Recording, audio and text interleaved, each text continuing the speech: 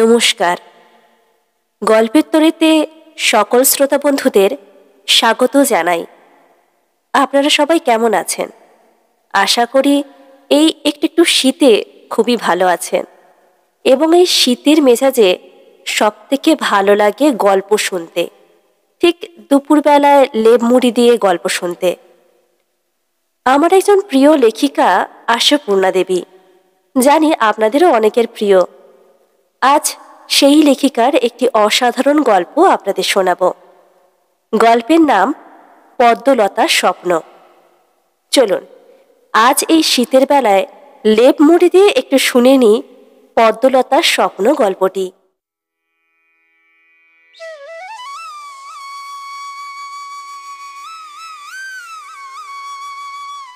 স্বামীর ঘর হইতে একাধবার বাপের বাড়ি আসিবার ইচ্ছাটা অস্বাভাবিক নয়।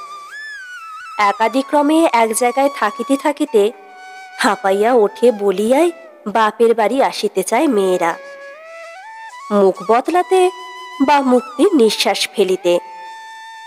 বাপ না থাকিলে ভাইয়ের বাড়িও আসে, কিন্তু বাপ ভাই কিছুই নাই বলিয়া কি পদ্মলতা জীবনে একবারও আর সোনা পলাশি গায়ের মাটিতে পা দিবে না? বাল্য কৈশোরের সমস্তটাই যার এখানে কাটিয়াছে, সেই কাটানো সুখে শান্তিতে গৌরবে না হোক, দুঃখে অপমানের স্মৃতিরও একটা আকর্ষণ আছে বইকি। হয়তো নিজেকে আর একবার প্রতিষ্ঠা করবার গোপন ইচ্ছা 7 বছরে দুর্দমনীয় হইয়া উঠিয়াছে পদ্মলতার। যদু লাহিড়ীর বাড়ির রাধুনী বামনির মেয়ে পদিকে হঠাৎ পদ্মলতার বেশে আবির্ভূত হইতে দেখিয়াই সোনা পলাশির বাসিন্দারা কতখানি অবাক হইবে সেটাই দেখিবার একটা দুরন্ত ইচ্ছা। 10 বছর ধরিয়া দিনে রাত্রে তিলে তিলে এই ইচ্ছাকে লালন করিয়া আসিয়াছে পদ্মলতা। খুশির খেয়ালে প্রশ্রয় দিয়াছে, রঙে রসে উজ্জ্বল করিয়া আঁকিয়াছে কয়েকটা দিনের ছবি। যেন জীবনে এছাড়ার কোথাও কিছুতেই সার্থকতা নাই পদ্মলতার। তাই অনেক চেষ্টায় আর অনেক সাধ্য সাধনায় স্বামীর কাছে এই কটা দিনের ছুটি মঞ্জুর করিয়া একবার সোনা পলাশিতে বেড়াইতে আসিয়াছে। তা আশাটা অসার্থক হয় নাই তাহার। অবাক হইতে আর বাকি নাই কাহারও। এতদিন পরে হঠাৎ আসার জন্য নয়, অবাক হইতেছে পদ্মলতার চাল চলনে।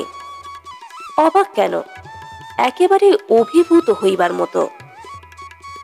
পাতা চাপা কপাল বলিয়া যে প্রবাদটি প্রচলিত আছে, সেটা তবে পদ্মলতার উপরই ফলিয়াছে? সন্দেহ করিবারও কিছু নাই, এটা যে যুদ্ধের বাজার, এ যুগের অভিধানে অসম্ভব বলিয়া কোনো শব্দ নাই, সবই সম্ভব। এ যুদ্ধের ঝোড়ো হাওয়ায় অনেকের কপালেরই পাতার আবরণটুকু উড়িয়া গিয়াছে যে। রাতারাতির মধ্যে ঘুঁটি গুড়ানি রাজরানী হইতে দেখিলে নিঃশ্বাস ফেলিতে পারি, বিশ্বাস করিতে বাধে না।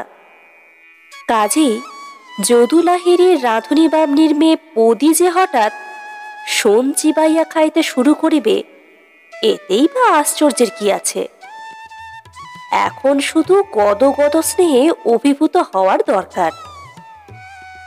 পদ্মলতার গোবেচারা স্কুল মাস্টার বরটি যদি মিলিটারি কন্ট্রাক্টের সুবর্ণ সিঁড়ি বাইয়া পাকা স্বর্গ গড়িয়া তুলিতে পারে, তবে গ্রামের কয়েকটা অকাল কুষ্মাণ্ড বখাটে ছেলে চাকরি জোগাড় করিয়া দিতে পারে না?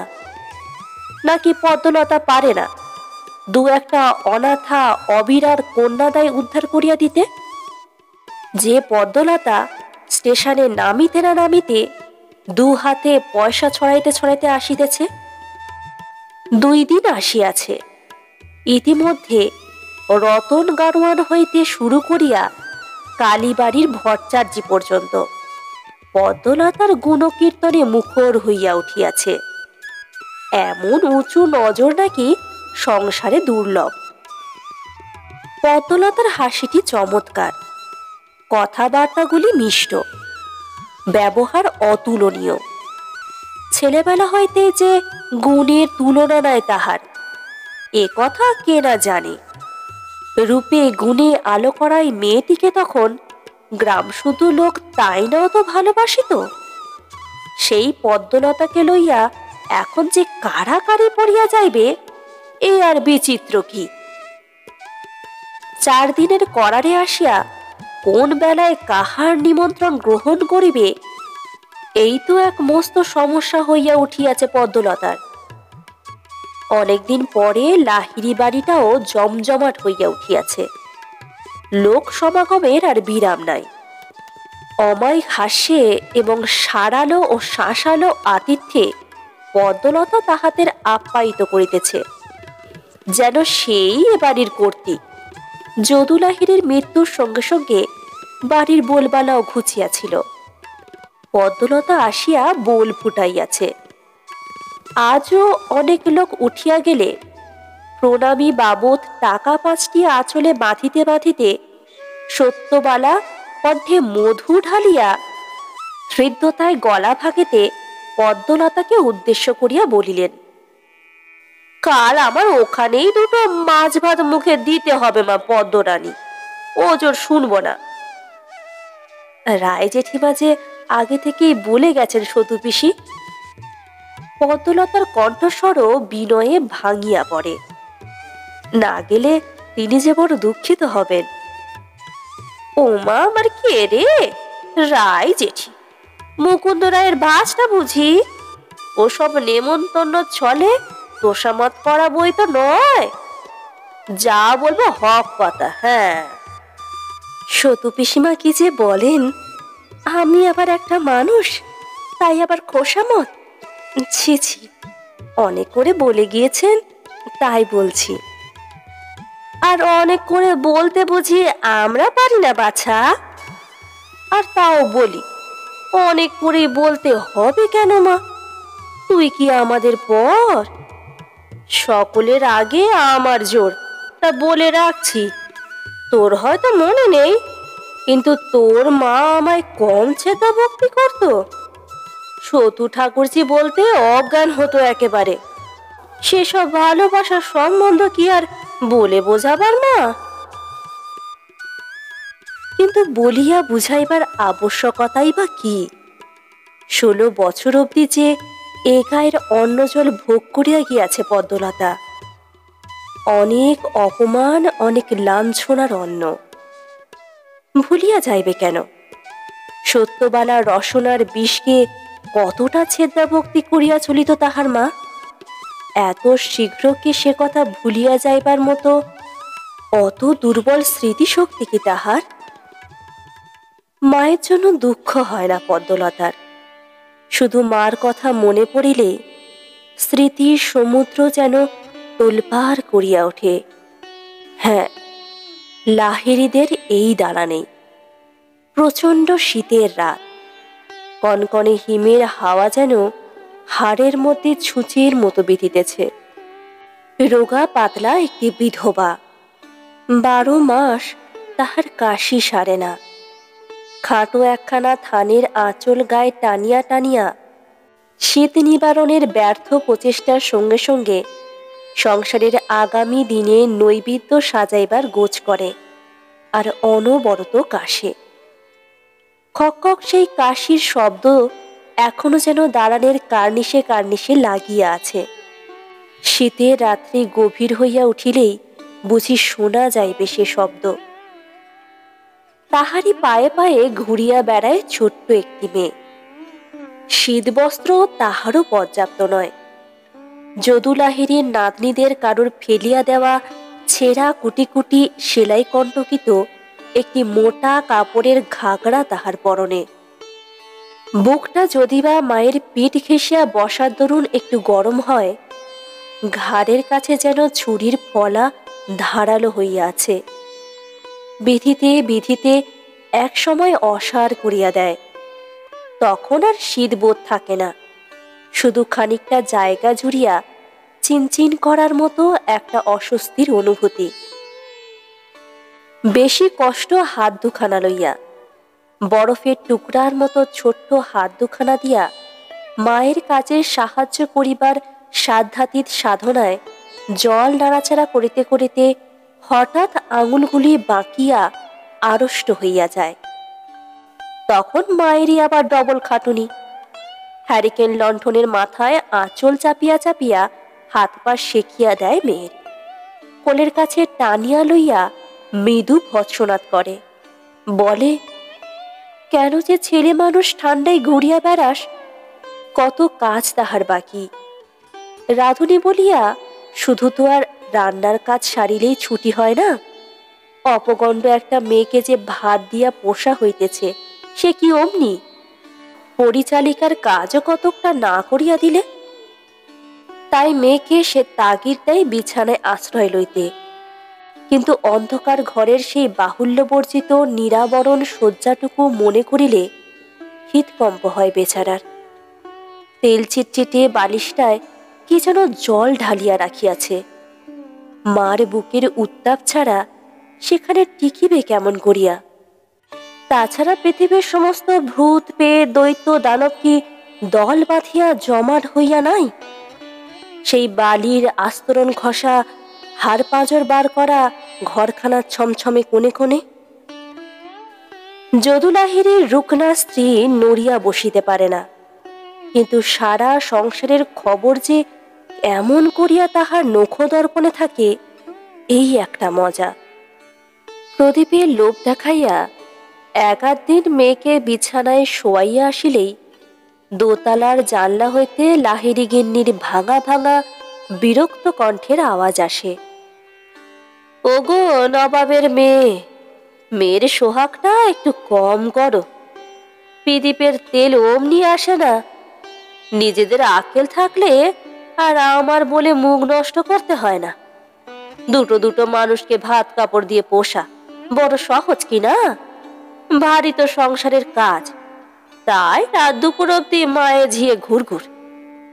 এই যে তুমি আপনার সুবিধার খাতিরে রাত দুপুরে কাজ গোছাও, এতে মাস গেলে কতটা কেরোসিন তেল পড়ে আমার, সে হিসেব কোনোদিন করেছো বাছা? পরের পয়সায় দরদ হবে কেন? সেই যে বলে না, বামুনের ভাতে আছি, বালামের দর জানি না। তোমাদের হয়েছে তাই। আমিও যেমন অক্ষম হয়েছি, তাই তোমার মতো বেঈমানকে পুষছি। বলিতে আরম্ভ করিলে আর থামিতে চায় না। প্রদীপ ততক্ষণে নির্বাণ লাভ করিয়াছে। ভূত প্রেতের ভয় যতই দুর্বার হোক, লাহিড়ী গিন্নির কাছে নয়। আবার বর্ষার দিনে জল ছপ ছপ করিতে করিতে হাঁটু ভোর কাদা মাখিয়া মায়ের সঙ্গে দিঘির ঘাটে আনাগোনার স্মৃতিটা কেমন যেন সুখ দুঃখ জড়ানো। এক একদিন ভারী মজা লাগিত, কিন্তু মায়ের কাশিটা বাড়িলেই মুশকিল। সেদিন মনে হয় সেই ছেঁড়া বিছানাটাতেই মায়ে ঝিয়ে সারা দিন রাত্রি শুইয়া কাটায়। ভাত খাইবার প্রয়োজন নাই তাহার, নাই বা খাইল 2-4 দিন, কিন্তু প্রয়োজন নাই বললেই প্রয়োজন মেটে না। অতটুকু মেয়েকেও সে কথা বুঝাইয়া ছাড়ে।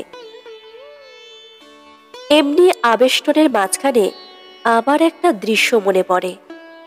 এই বাড়ি, এই দালান, কিন্তু মানুষ দুইটা যেন আর কেউ।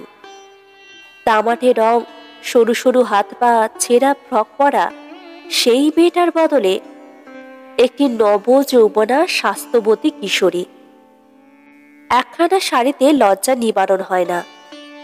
শীত নিবারণের চাইতে যেন অধিক কষ্টকর হাতে বহরে ছোট সেই শাড়িখানা লইয়া লজ্জা নিবারণের ব্যর্থ চেষ্টাটা। তবু কুণ্ঠিত ভঙ্গিতে সমস্ত সংসারের কাজ সেই করে। শীর্ণা বিধবাটির ওপর সস্নেহে অনুযোগের আর অন্ত নাই। মাকে সকাল সকাল ঘুম পাড়াইবার জন্য বকুনি, হাসিয়ার বলে, একলা শুতে চাও না কেন শুনি? ভয় করে ভূতে খেয়ে ফেলবে? মা কেমন করিয়া বুঝায় এই নব যৌবনা মেয়েকে তাহার ভূতের চাইতেও ভয় বেশি। এমনিতেই তো অনাথা বিধবার মেয়ের বয়স বাড়া বেয়াদবি, তার উপর আবার রূপ। মেয়ে চলিয়া ফিরিয়া বেড়ায়, আর মা মুগ্ধ দৃষ্টি মেলিয়া দেখে। হ্যাঁ, পদ্ম নাম রাখা সার্থক বটে। দুইখানি পায়েই তো ফুটিয়াছে একজোড়া পদ্ম, কিন্তু এত বারন্ত গরণ কেন? অবহেলার অন্নে এত পুষ্টি? যদু লাহিড়ীর স্ত্রী রাগ করে আর না করে, তাহার নাতনি দুইটা ম্যালেরিয়ায় ভুগিয়া ভুগিয়া অস্থিচর্মসার কালো চামচিকের মতো, আর 14 বছর বয়স না হইতেই এ মেয়ের দিকে তাকানো যায় না। শুনিতে কটু হোক, তবু সে ভালো পরামর্শই দেয় বই কি। বলে, ওলা পদি, ভাত একটু কম খাস দেখিন। পরের মাল বলে যত ইচ্ছে খাসনি, দিন দিন যে হাতি হচ্ছিস। দেখতে দেখতে তোর মায়ের গায়ের রক্ত যে জল হয়ে যাচ্ছে। সমস্ত অপমান হজম করিয়া পদি কষ্টে হাসিয়া বলে, রক্ত কি আর মায়ের গায়ে আছে দিদিমা? সবই জল। অতঃপর এত বড় মুখরা মেয়ের বুকের পাটা ও আস্পর্দার নিন্দায় পঞ্চমুখ হইয়া না উঠিলে লাহিড়ী গিন্নিকেই বরং দোষ দেওয়া যাইত। কিন্তু শুধু তো লাহিড়ী গিন্নিই নয়, পাড়া শুধু সকলেই মুখের সুখ করিয়া লইতে ছাড়ে না। পদির রূপটা চক্ষুশূল, গুণটা বিরক্তিকর, বয়সটা গাত্রদাহী। পদির চালচলন সন্দেহজনক, স্বভাবটাই বা। কিন্তু থাক সে কথা, পদির মৃত্যু ঘটিয়াছে। পদ্মলতার গুণগ্রাহী হইতে কাহারও আপত্তি নাই। যদু লাহিড়ীর স্ত্রী ছানি পড়া চোখের ঘোলাটে দৃষ্টি মেলিয়া হাঁকিয়া বলেন, মেয়ে তো নয়, লক্ষ্মী প্রীতি মেয়ে। ছোটবেলা থেকে তো দেখছি গুণের সীমা নেই। আহা, মার কপাল, দেখতে পেল না। মা নেই, কিন্তু আমরা তো মরিনি দিদি। বছর বছর আসিস একবার করে, একেবারে ভুলে থাকিসনি। আমার কমলি বিমলির সঙ্গে তুই কি তফাৎ? মনে জানে কিছুটা তফাৎ আছে। কমলা বিমলা কখনো পোড়া মুড়ি দিয়া উদ্দেশ্য করে না দিদিমার, আর পাতানো দিদিমার তীর্থ খরচ বাবদ এইমাত্র নগদ 300 টাকা গনিয়া দিয়াছে পদ্মলতা। রায়বাড়ি নিমন্ত্রণ আসা একটা স্মরণীয় ঘটনা, আজকের নয়, পূর্ব ইতিহাসের পাতায়। মুকুন্দ রায়ের মার ব্রত উদযাপন কি ওই রকম একটা ব্যাপার। লাহিড়ী বাড়ির সকলের নিমন্ত্রণে আসিয়াছে, তাই পদির মাও আসিয়াছে খাটিতে। ইহারই মধ্যে বোধ করি ব্রাহ্মণ কন্যা হিসাবে পরিবেশনকারী একটি ছেলে পদিকেও নিমন্ত্রিতাদের দলে বসিয়া দিয়াছিল। ছেলেটা আর কেউ নয়, শানলাল বাড়ির মুরারি। ইহাকে উপলক্ষ করিয়াই পাড়ার লোকে ঠারে ঠোরে ইশারায় ইঙ্গিতে অনেক অপবাদ দিয়াছে পদিকে। স্পষ্টভাষিনী সত্যবালা তো একদিন পদির মাকে চোখের জলে নাকের জলে করিয়া ছাড়িয়াছিলেন। ঘাটে পথে দেখা হয়ে গেলেই যদি দুইটা কাঁচা বয়সের ছেলে মেয়ে হাসি গল্প শুরু করে, তাহাদের তবে আর বাকি কি আছে? নেহাত সত্যবালার চোখে পড়িয়াছে তাই রক্ষে, অপর কারোর চোখে পড়িলে ও মেয়ের বিয়ে দেওয়া দায় হইত কিনা বলুক সকলে। তা নেহাত দায় হয় নাই। সেই মাসেই অনেক হিতৈষীদের সাহায্যে পদির বিবাহ হইয়া গিয়াছিল। ম্যাট্রিক পাস ছেলে, কোনো এক অখ্যাত পল্লীগ্রামে মাইনর স্কুলে মাস্টারি করে। গোটা 30 মাহিনা পায়, উজ্জ্বল ভবিষ্যৎ আছে। কিন্তু যাক সে কথা, পদির বিয়ের কথা এখানে অবান্তর। রায়বাড়ির নিমন্ত্রণের স্মৃতিটাই স্পষ্ট হইয়া উঠিয়াছে। পংক্তি ভোজনে বসিতে দেওয়া হয় নাই তাহাকে, হাত ধরিয়া তুলিয়া দেওয়া হইয়াছিল। ইশারা ইঙ্গিতে হাসাহাসির চাপা ঝড় বহিতে বহিতে মুকুন্দ রায়ের বড় মেয়ে নিভাননী হঠাৎ দাঁড়াইয়া উঠিয়াছিল। তার যুক্তিটা সে মন্দ দেয় নাই। সত্যিই তো, রাধুনী বামনির মেয়ে যদি ব্রাহ্মণ কন্যার সম্মান পাইতে পারে, তবে আসলার পক্ষী খেতাব গৌরব পাইতে বাধা কি? সিঁড়ি দিয়ে দোতলা দালানে উঠিতে উঠিতে বছর দশেক আগের সেই ছবিটা মনে পড়িতেছিল। চমক ভাঙিল মুকুন্দ রায়ের পুত্রবধূর সহাস্য আপ্যায়নে। হেসো ঠাকুরজি, তবু যা হোক, ভাজ বলে মনে পড়েছে। এসে পর্যন্ত একবারও তো এলে না। কি করি বৌদি, এই তো 3 দিন এসেছি, খালি ঘুরে বেড়াচ্ছি। কারোর সঙ্গেই তো ভালো করে দেখা হলো না, অথচ মোটে 4টে দিনের ছুটি। ভোকো না বাপু, এতদিন পরে এসে 4 দিন মোটে থাকা কি? কর্তাটিকে লিখে পাঠাও, তিনি একলা অনেকদিন ভোগ করেছেন, এবার আমরা কিছুদিন করি। তাছাড়া তিনি ব্যবসাদার মানুষ, নানা ঝঞ্ঝাটে ব্যস্ত, অত বউ বউ বাতিক কেন? দেখো না, ওই জ্বালাতেই তো আসতে পাই না, ওই এক সৃষ্টি ছাড়া মানুষ। স্মৃত একটু হাসির রেখা পদ্মর অধরের কোণে আঁকাই থাকে, ঐশ্বর্য আর প্রাচুর্যের ক্ষীণ একটু ইশারার মতো। কিছুক্ষণ উসকুস করার পরই আসল কথাটা পারে বউ। বলে, গয়না বুঝি গায়ে বেশি রাখতে পারো না ঠাকুরজি? প্রশ্নটা জটিলই বটে। পদ্মলতার অলঙ্কারের স্বল্পতা ঠিক পদমর্যাদার অনুরূপ নয়। কথাটা যে এই 3 দিনে কেন ওঠে নাই, এই আশ্চর্য। রৌপের উজ্জ্বল আভায় সোনার অভাবটা বোধ করি তেমন চোখে পড়ে নাই লোকের। রূপার ওজনকে লঘু করিয়া আনিয়া ফেলিলেই যে সোনায় দাঁড় করানো যায়, এ কথা আর জানে না কে। পদ্মলতা পরিতৃপ্তির একটু স্নিগ্ধ হাসি হাসিয়া বলে, এই দেখো না, তোমার নন্দায় গয়নাগাটি কেড়ে নিয়ে দূর করে দিয়েছে। মরণ আর কি, দুর্গা দুর্গা, কথা শ্রী দেখো।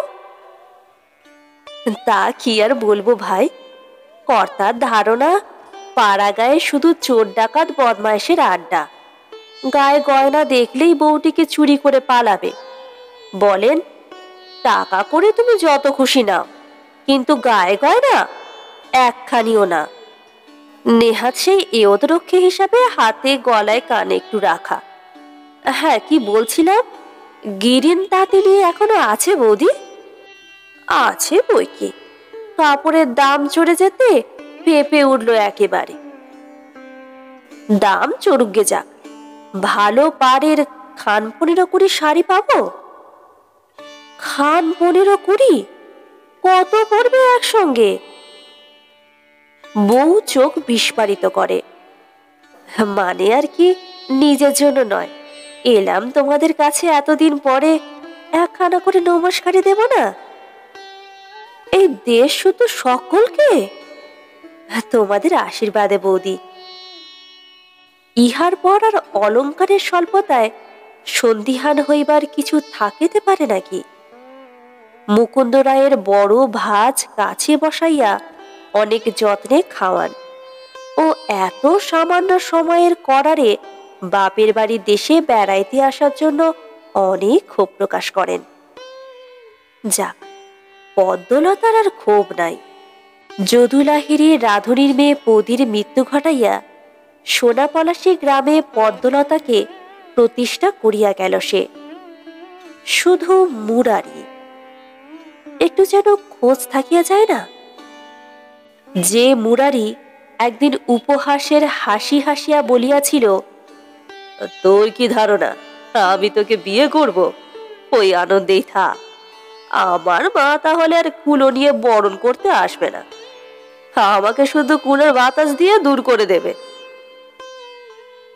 কথায় কথায় মুরারির খোঁজটা লইতে এখন আর লজ্জা নাই। পাড়ার আর 5টা খবরের মতোই প্রশ্ন করা যায়। হ্যাঁ গো রায় জেঠিমা, মুরারিদার কি খবর? দেশেই আছে তো নাকি? রায় জেঠি আক্ষেপের সঙ্গে বলে, হায় হায়, সে ছোড়ার কথা আর বলিস নে মা, রোগে ভুগে ভুগে তর নাস্তি, এক পয়সা উপায় করবার ক্ষমতা নেই, বাড়িখানা শুধু বাধা দিয়ে বসে আছে। খালি লম্বা লম্বা বুলি, বউ ছেলেগুলোর হাড়ির হাল একেবারে। লম্বা বুলি তবে এখনো আছে? বুলি বন্ধ করিবার ঔষধটা একবার প্রয়োগ করিয়া দেখিবে নাকি পদ্মলতা?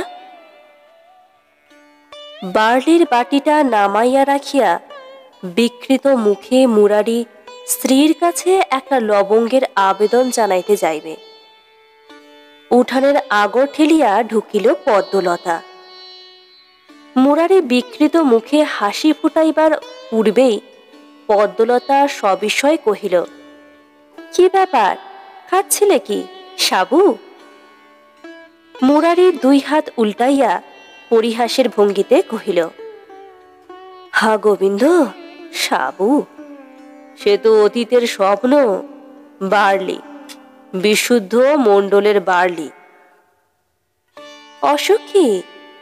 অসুখ? অসুখ কি আর একটা? দারিদ্র, দুশ্চিন্তা, মহাজন ভীতি, দাম্পত্য কলহ, পিলে লিভার, জ্বর, ডিসপেপসিয়া। পদ্মলতা একটু ধমকের স্বরে বলিয়া ওঠে, থাক, হয়েছে, আর তালিকা বাড়িয়ে কাজ নেই। বউ কোথা? আছে কোথাও কাছে পিঠে। বড়দা বড় বৌদি? তারা তারা তো অনেকদিন দেশ ছাড়া, মা মারা যাওয়ার পর থেকেই। সেই থেকেই বুঝি তোমার এই হাল? মুরারি একবার নিজের অস্থিসার দেহের পানে তাকাইয়া ব্যঙ্গ স্বরে বলে, কেন, হালটা কি মন্দ? সবাই তো আর আঙুর ফুলে কলা গাছ হয় না। পদ্মলতা তীব্র স্বরে কহিল, কলা গাছ হয় না বটে, বেদ গাছ হয় দেখছি। দুঃখের বিষয়, বড় লোকের মোটা চামড়ায় বেতের ঘা বসে না। বলিয়া আর একবার হাসিয়া ওঠে মুরারি। পরিহাসটা গায়ে না মাখিয়া পদ্মলতা বসিয়া পড়িয়া কহিল, যাক, বসতে তো আর বলবে না, মানি লোক, নিজেই বসি। কই গো বাড়ির গিন্নি, সারা নেই কেন? বাড়ির গিন্নি তখন আপনার হতশ্রী বেশভূষা সামলাইতেই ব্যস্ত। সত্যি হাড়ির হাল বটে, চট করিয়া মানুষের সামনে বেরোনো দায়। ছেলে মেয়ে দুইটিও বাবা আদমের শিষ্য হইয়া আছে, কিছু ব্যবস্থার দরকার। ব্যাপারটা পদ্মলতাও বুঝিতে পারে, তাই আর ডাকাডাকি না করিয়া মুরারির সঙ্গেই গল্প চালায়। বলি, কথাগুলো তো আগের মতোই লম্বা লম্বা আছে দেখছি, কিন্তু সংসারের কি অবস্থা করে রেখেছ? বাড়ির চেহারা দেখলে হয়ে আসছে যে। বাড়ি? ও, পরের বাড়ির ওপর দরদ করে কি হবে? পদ্মলতা অজ্ঞানতার ভান করিয়া বলে, পরের বাড়ি? পরের বাড়ি মানে? মানে অতি সোজা, আকণ্ঠ ঋণ, ভিটে মাটি বন্ধক। কেন, এমন মুখরোচক খবরটা এখনো পর্যন্ত শুনিসনি? কি সর্বনাশ, বাড়ি বাধা দিয়েছ? বলো কি? ছি ছি, পূর্বপুরুষের নামটা ডোবালে। পদ্মলতা যেন দুঃখে শোকে ম্রিয়মান হইয়া পড়ে। মুরারি ঈষৎ হাসিয়া বলে, যাই ভাগ্যে ডুবিয়েছি, তাহলে একটু মুরব্বিয়ানা করিয়ে নেওয়ার সুযোগ পেলি। কিন্তু তোর ভারে কি চাল চলন দেখে ভারী হাসি পাচ্ছে রে পদি। কি যেন বলেছিল মুকুন্দ রায়ের মেয়ে, হাঁসোলা পাখি হলো, বেশ তুলনাটা না? পদ্মলতা বুঝিতে পারে এটা ইচ্ছাকৃত অপমান করা, বোধ করি তাহারই অপমানের পাল্টা জবাব। হয়তো এমনি হয়, মধুর সম্বন্ধ তেতো হইয়া উঠিলে বুঝি এতটাই তেতো হয়। উভয় পক্ষ শুধু অপর পক্ষকে অপদস্থ করিবার নেশায় মাতিয়া ওঠে। কিন্তু না, পদ্মলতা রাগিলে চলিবে না। হাসিয়া বলে, তোমার স্মৃতিশক্তিটা তো বেশ ধারালো মুরারিদা। তবু ভালো যে দেশের একজনও পদীকে মনে রেখেছে। এসে অব্দি দেখছি কিনা পদ্ম পদ্ম করে সবাই অস্থির। যা, তোমাদের সব খবর বলো। আমাদের আবার খবর? হায় মধুসূদন, বলে ভূতের আবার জন্মদিন। বরং তোদেরই খবর শোনবার জিনিস। শুনলাম নাকি খুব বড় লোক হয়েছিস, 2 হাতে টাকা বৃষ্টি করছিস। ভালো ভালো। এখনো তো আমার মুখ দেখনি, খবর জানলে কি করে? ও বাবা, এই 3 দিন ধরে তো তোমার মহিমার কীর্তনে কান ঘয়ে গেল। বারোয়ারি পুজোর চাঁদা, স্কুলের চাঁদা, টিউবওয়েলের চাঁদা, কালীর দালান সারানোর চাঁদা, চাঁদার হরিলুট একেবারে। তোর বোকামি দেখে দুঃখ হচ্ছে। যাক, নামটাও দামি জিনিস। পদ্মলতা তাচ্ছিলের হাসি হাসিয়া বলে, পোড়া কপাল, ভারী তো দিতে পেরেছি, তার আবার নাম। মনের স্বাদ তো কিছুই মিটল না। তাড়াতাড়িতে তো বেশি কিছু আনতে পারিনি। নিজের কাছে 1000 কয়েক ছিল, সেইটি নিলাম। আর কর্তা 800 না কত টাকা হাত খরচ করতে দিয়েছিলেন, এই। আর খুচরো 200 যদি থাকে, এর আবার নাম ধাম। ভূতি পিসিমার নাতনিটার টাকার অভাবে বিয়ে হচ্ছে না শুনে অবধি হাতটা যেন নিষ্পিস করছে। গিয়েই পাঠাতে হবে আর কি। কলা করেছে রে অবিনাশ? কিসের কন্টাক্ট নিয়েছিল? চাল, গম, গরু ছাগল, না মেয়ে মানুষ? মুরারির শীর্ণ নাকের আগাটা যেন ঘৃণায় ব্যঙ্গে আরো বাঁকিয়া যায়। ঠোঁটের কোণে ধারালো হইয়া ওঠে তীক্ষ্ণ হাসি। কিন্তু পদ্মলতা তো পরাজিত হইতে আসে নাই, আসিয়াছে জয় করিতে। তাই সরলতার ভান করিয়া বলে, কে জানে মশাই, তুমিও যেমন। কিসের ব্যবসা করছে ওসব জানবার কি দরকার আমার? ইচ্ছে মতন টাকা পেলেই হলো। কিন্তু তোমার জন্য তো মরেও স্বস্তি হবে না। বাড়িখানা শুধু বাধা দিয়েছ, এরপর উদ্ধার করতে না পারলে? কত টাকায় বাধা আছে? 500। কেন, তুই দিবি নাকি? দেবই তো। এই সামান্য টাকা টাকার জন্য ভদ্রাসনটুকু যাবে? পদ্মলতা কোলাচলের গিট খুলিতে প্রবৃত হয়।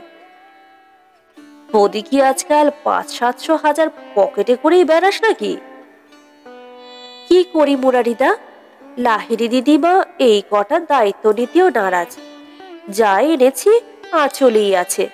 যাকে, টাকা তো খরচ করবার জন্যই, যাবার ভাড়াটা থাকলেই হলো। গড়িয়া গড়িয়া 5খানি বড় নোট মাটিতে নামাইয়া রাখিতেই মুরারি হঠাৎ গম্ভীর হইয়া ওঠে। ভরাট গলায় বলে, দেখ পদি, আসলার পাখি হওয়া ভালো, তবে একেবারে গরুর পাখি হতে চেষ্টা করিসনি। সে তুমি আমায় যত অপমানই করো, টাকা তোমায় নিতেই হবে বাবু। এই সামান্য কটা টাকার জন্য তোমার ভিটে ছাড়া হতে দেব না আমি। কিন্তু তোর টাকা আমি নেব কেন? খুব টাকার মানুষ হয়েছিস তুই। টাকার গুমর দেখিয়ে ওই ভূতি পিসিদের মাথাগুলো কিনে রাখে যা, আমার কাছে চাল ফলাতে আসিসনি। বলিয়া নোট কয়খানা ঠেলিয়া সরাইয়া দিয়া মুরারি হঠাৎ অনুপস্থিতা স্থির উদ্দেশ্যে খিচাইয়া ওঠে। সেই থেকে লবঙ্গ চাইছি, তার কি হলো? মরে গিয়েছ নাকি? মুরারির বউ বোধ করি এতক্ষণে বেশবাসে যথাসম্ভব ভদ্রতা আনিয়া বাহির হইতেছিল। মাঝখানে টাকার ব্যাপার উঠিতেই নেপথ্যে আশ্রয় লইয়াছিল। স্বামীর আহ্বানে সহসা রঙ্গমঞ্চে উদয় হইয়া বিরক্ত কণ্ঠে কহিল, মরে গেলে তো হাড় জুড়োতো, তোমার হাত থেকে রেহাই পেতাম। এমন ভাগ্যে কি হবে আবার? ঠাকুরজি, আপনি এসেছেন অব্দি দেখছেন তো কথাবার্তা শ্রী? দেখছি বই কি, মাথা খারাপ হয়ে গেছে লোকটার। এই নোট কখনো তোলো তো বৌদি। বসত বাড়িখানা তো ছাড়াতে হবে। বউ অবশ্য আগাগোড়াই শুনিয়াছে, তবু লুব্ধ দৃষ্টিতে একবার চাহিয়া বিবশ কণ্ঠে কহিল, ওকে আবার মানুষের টাকা ধার দেয় ঠাকুরজি? ইহ জীবনে আর শোধ দিতে পারবে? পাগল, শোধের কথা কিসের? তোমার বিয়েতে তো আমি যৌতুক দিইনি, তাই ধরো সেটা না হয় দিলাম, নাও তোলো। কই, ছেলে মেয়েদের কোন লোহার সিন্ধুকে লুকিয়ে রেখেছ? একবার দেখলাম না। বউ ছো মারিয়া নোট কয়খানা তুলিয়া আঁচলে বাঁধিতে বাঁধিতে উৎফুল্ল সুরে ডাক দেয়, ওরে পুষ্প, খোকা, তোদের পিসিমাকে প্রণাম করে সে। মুরারির জ্বলন্ত চাহনির সঙ্গে স্ত্রীর সহিত ইশারা ইঙ্গিতের চেষ্টায় ব্যর্থ হইয়া রুক্ষ কণ্ঠে কহিল, টাকা ফিরিয়ে দাও ছোট বউ, ও আমি নিতে পারবো না। কিন্তু আঁচলে বাঁধা জিনিস আবার আঁচল ছাড়া করিবে?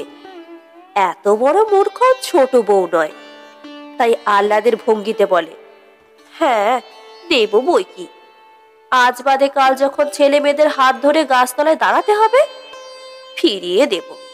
কেন, ঠাকুরজি কি আমাদের পর নাকি? বলুন না ঠাকুরজি। ঠাকুরজি ততক্ষণে পুষ্পের দুই হাতে 2টি টাকা গুজিয়া দিয়া ছোট খোকার হাতের মুঠা খুঁজিতেছে। না, সত্য সত্য আর কোনো ক্ষোভ, কোনো অশান্তি নাই পদ্মলতার। সারা জীবনে আর কোনো কিছু কামনা করিবার নাই। চরম সার্থকতার পরম সুখে 2 হাতের মুঠার মধ্যে পাইয়াছে সে। ঠিক এই সময় স্যাঁতস্যাঁতে অন্ধকার পায়রার খোপের মতো ছোট্ট ঘরখানায় নড়বড়ে তক্তাপোশের উপর উপুর হইয়া অবিনাশ চিঠি লিখিতেছিল। 4 দিনের বিরহেই এত দীর্ঘপত্র? কিন্তু দীর্ঘপত্র না হইলে মনের সমস্ত ব্যাকুলতা প্রকাশ করিবে কেমন করিয়া বেচারা? পরদিনই বউ আসিবে জানিয়াও চিঠি না লিখিয়া পারে না। লিখিতেছিল, পদ্ম, আমার সর্বনাশ হইয়া গিয়াছে। পাটনায় যে চাকরিটার জন্য দরখাস্ত করিয়াছিলাম, এ জীবনে আর সেটা হইবার সম্ভাবনা নাই। ভাবিয়াছিলাম ওই চাকরিটা জোগাড় করিতে পারিলে বাকি জীবনটা একরকম শান্তিতে কাটাইতে পারিব, কিন্তু বিধাতা বিরূপ। সিকিউরিটি দিবার জন্য ভিটা মাটি জমি জমা যথা সর্বস্ব বিক্রয় করিয়া যে 4,000 টাকা সংগ্রহ করিয়াছিলাম, সে টাকা খোয়া গিয়াছে। তুমি জানো, চোর প্রভৃতির সন্দেহের ভয়ে বাক্সে না রাখিয়া লেপের থলির ভিতর টাকার থলিটা লুকাইয়া রাখিয়াছিলাম।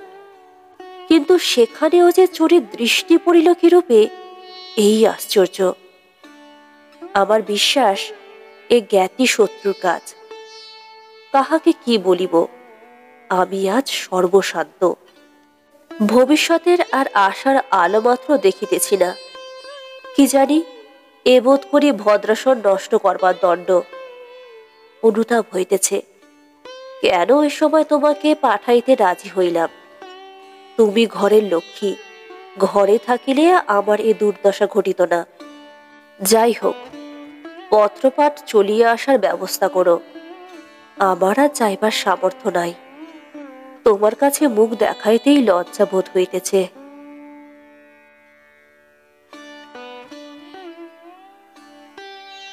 গল্পটি এই পর্যন্ত সমাপ্ত হলো। আপনারা শুনছিলেন আশাপূর্ণা দেবীর লেখা গল্প পদ্মলতার স্বপ্ন। গল্পটি কেমন লাগলো কমেন্ট বক্সে অবশ্যই আপনাদের মূল্যবান মতামত জানাতে ভুলবেন না। লাইক করবেন এবং প্রিয়জন বন্ধু বান্ধবদের সাথে গল্পটি শেয়ার করে নেবেন। চ্যানেলে নতুন হলে অবশ্যই করে চ্যানেলটি সাবস্ক্রাইব করে আমার পাশে থাকবেন। ধন্যবাদ।